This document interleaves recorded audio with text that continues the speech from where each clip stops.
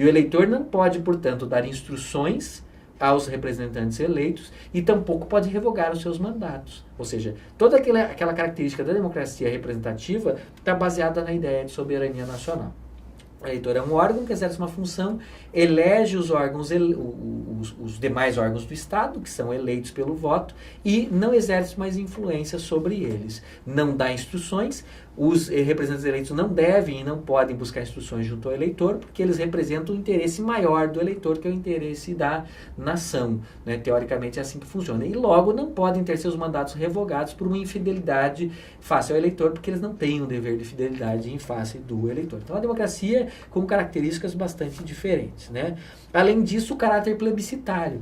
Né? É comum em certos momentos, e é um traço presente até hoje no constitucionalismo francês, o recurso a consultas populares em vários momentos. Então nós temos, por exemplo, uma peculiaridade no direito francês que existe até hoje, que é que determinados atos estejam imunes a controle de constitucionalidade, como, por exemplo, leis que foram aprovadas por plebiscitos. Então aqui nós temos um uso e talvez até mesmo algum abuso do mecanismo das consultas populares, que é típico desse sistema de pensamento ou dessa ideologia política. Junto com esse caráter plebiscitário vem a delegação da soberania ao chefe de Estado. É muito comum, isso foi muito frequente na história constitucional francesa, a utilização de plebiscitos no sentido de consultas populares que teriam como objeto e como consequência conferir o exercício pleno da soberania ao chefe de Estado. Napoleão usou desse expediente e até hoje existem resquícios dessa característica no sistema constitucional francês. Né? A ideia de que você realiza uma consulta popular e a população confere plenos poderes para o chefe de Estado exercer os poderes de maneira mais ou menos ilimitada, ou seja, o que está no item D ali. Essa delegação da soberania do povo ao chefe de Estado por meio de plebiscitos acaba redundando num livre exercício do poder pelo chefe de Estado. E em muitos momentos históricos isso se verificou também no sistema constitucional francês. E como consequência desse reforço, desse fortalecimento do chefe de Estado, vem a forte hierarquização política. A ideia de que o chefe do Poder Executivo é a principal autoridade e ele pode efetivamente exercer autoridade meio que de cima para baixo, de uma maneira hierárquica. A ideia é confiança de baixo e autoridade vindo de cima. Então é efetivamente uma visão que reforça, como nós podemos perceber, o Poder Executivo. Se a visão anterior, que nós chamamos de jacobina, reforça o poder legislativo, a visão cesarista reforça o poder executivo. E nós vamos ver que isso é uma espécie de tensão que vai e volta nos diferentes momentos da história do constitucionalismo francês.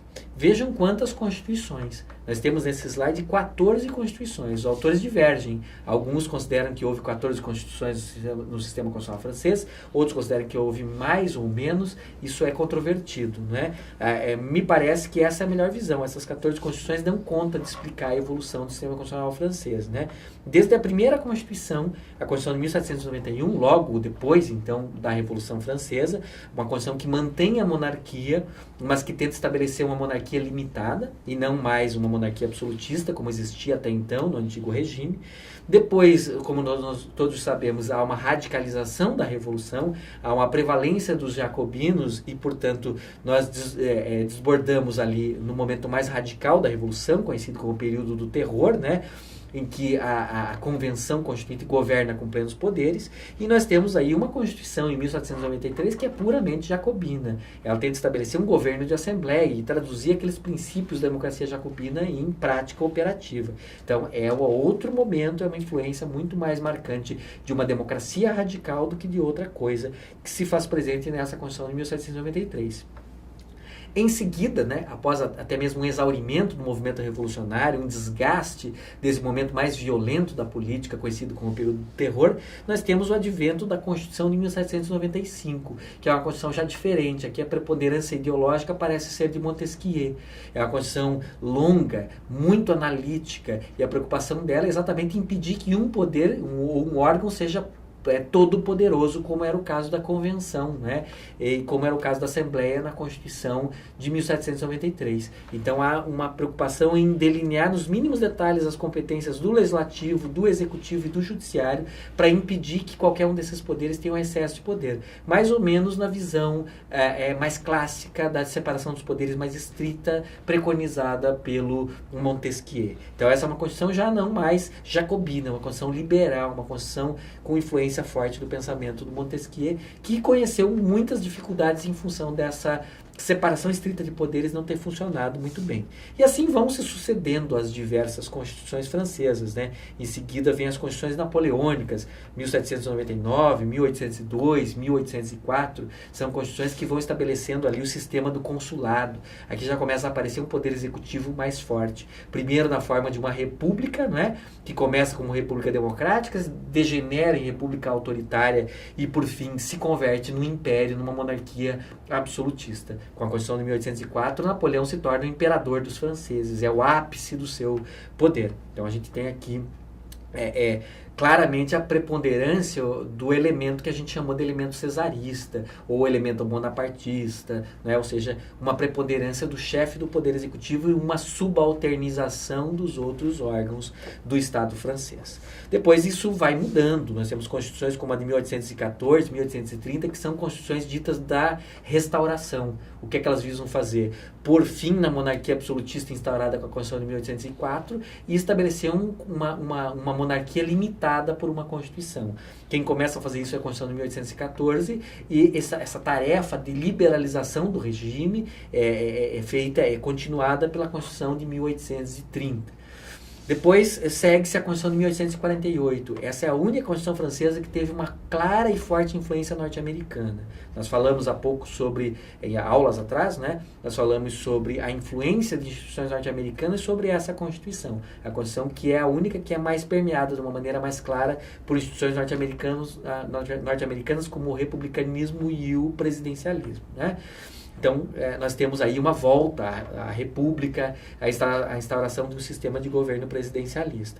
E assim vão se sucedendo as constituições. Notem que as constituições vão se tornando menos instáveis, né? Se nós temos constituições ali no começo com 1, 2 anos de duração, depois nós começamos a ter constituições que começam a durar um pouco mais, né? A partir dessas constituições aí já do século XIX. A Constituição mais durável, é possível perceber, é a Constituição dita da Terceira República, a Constituição de 1875. Ela é uma Constituição que nasce numa circunstância interessante. Não se consegue na Assembleia Constituinte um consenso entre monarquistas e republicanos. E na falta de consenso entre monarquistas e republicanos, se estabelecem 3 leis orgânicas sem grandes princípios ideológicos norteadores, que só visam fazer com que o Legislativo, o Executivo e o Judiciário funcionem razoavelmente bem. E por acaso é exatamente essa Constituição, que não tem grandes ambições de um ponto de vista de, a partir de princípios ideológicos e políticos, criar um sistema de governo que seja expressão fiel desses princípios, é a Constituição que tem uma longevidade maior. Vejam que ela é criada em 1875 e dura até 1946. Então, a Constituição menos ambiciosa, que era concebida como um conjunto de leis provisórias constitucionais, acaba se revelando a Constituição mais estável, mais duradoura, sendo substituída só então depois da Segunda Guerra Mundial, no período da Segunda Guerra Mundial, pela Constituição Francesa de 1946. Então nós temos essa duração, né, que é um caráter notável da Constituição da Terceira República, 1875. A ela se segue a Constituição de 1946, né, que é a Constituição da Quarta República, que vai enfrentar algumas dificuldades também, que vão acabar, de certa maneira, gerando a necessidade dela ser substituída pela Constituição atual, né, que é a Constituição Francesa da Quinta República de 1958. Aqui é importante fazer uma observação. Desde 1870, né, desde a Constituição de 1870, nós temos a tentativa de introdução no sistema constitucional e político francês de instituições de tipo parlamentarista. Né? Então isso começa com a Constituição de 1870, isso continua com a Constituição de 1875, isso continua sob a Constituição de 1946, mas o parlamentarismo ele gera maus efeitos sob essas três condições. Ele gera maus efeitos nesse sistema constitucional. Uma das possíveis causas é o fato de que o sistema partidário francês era pluripartidário. E como nós já fizemos referência nas aulas relativas ao sistema constitucional britânico, uma das premissas ou uma das condições de bom funcionamento do parlamentarismo é exatamente a formação de uma maioria estável no parlamento, sob pena de os governos serem dissolvidos frequentemente. E é o que acontece aqui. Como são muitos partidos, é um sistema pluripartidário, há uma forte fragmentação de partidos médios e partidos pequenos, se torna difícil a coalizão necessária para a formação de governos e se torna difícil a manutenção dos governos. É muito fácil que essa coalizão de partidos se desfaça e a consequência é a queda de governos. Então a gente tem períodos aí, por exemplo, de 60 anos em que nós temos 100 governos. Os governos não chegavam a durar um ano em certos períodos históricos. E essa instabilidade ela é muito custosa em termos políticos, né? Ela gera uma descontinuidade, ela gera muitos problemas em termos de estabilidade governamental. Então,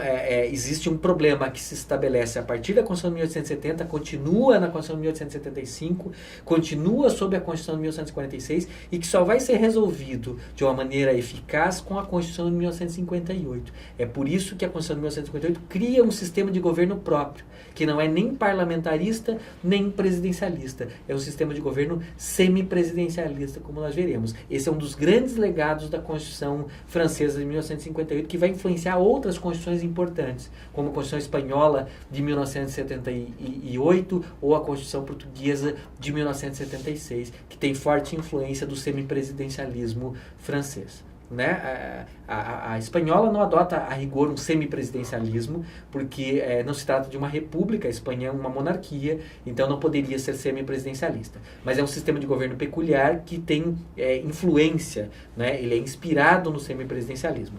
A República Portuguesa, com a Constituição de 76, adota um semipresidencialismo, que os portugueses costumam chamar de governo presidencial parlamentar. Depois nós vamos falar um pouco mais sobre isso. Né? Mas, grosso modo, essa panorâmica é só para ambientar os alunos do nosso curso com todas as vicissitudes aí, ou algumas das principais características que explicam essas várias fases do direito constitucional francês. Além de elencar essas condições e fazer um breve comentário sobre cada uma delas, é importante fazer referência tanto à teoria dos ciclos constitucionais do Maurice Horiot, aquele importante constitucionalista e juspublicista francês, né? Ele tem uma teoria de ciclos constitucionais que ajuda a entender um pouco a característica do constitucionalismo francês durante boa parte da sua existência.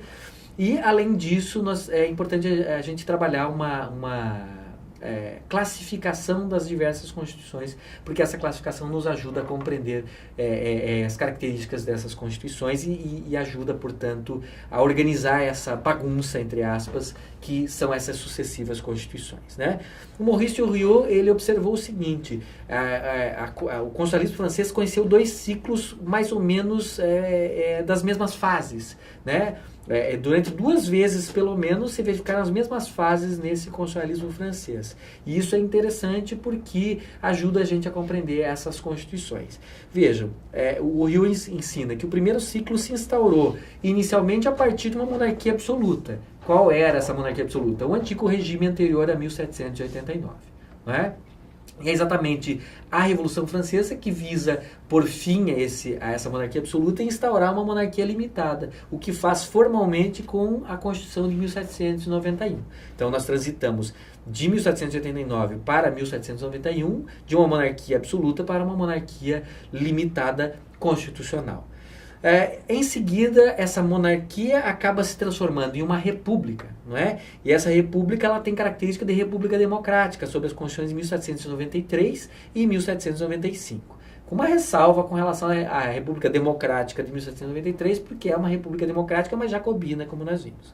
Né? No entanto, essa república ela passa a adquirir traços autoritários e passa, portanto, a ser uma república autoritária sob as constituições de 1799 e de 1802. Aqui já são constituições napoleônicas, né? Aqui já é o período do consulado, primeiro temporário e depois vitalício, e aqui já se começa a existir um fortalecimento do poder executivo.